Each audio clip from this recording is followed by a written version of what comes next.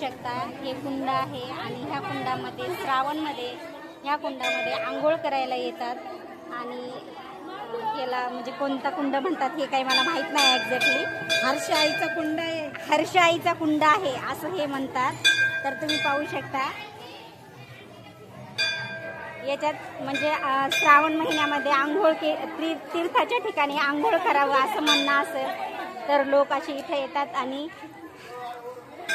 असे स्नान करून किंवा नाही स्नान केलं तरी हातपाय तोंड तरी धुतात. पाहू शकता हे कुंड आहे आणि ह्या कुंडामध्ये श्रावणमध्ये ह्या कुंडामध्ये आंघोळ करायला येतात आणि याला म्हणजे कोणता कुंड म्हणतात हे काही मला माहित नाही एक्झॅक्टली. हर्षाईचा कुंड आहे. हर्षाईचा कुंड आहे असं हे म्हणतात. तर तुम्ही पाहू शकता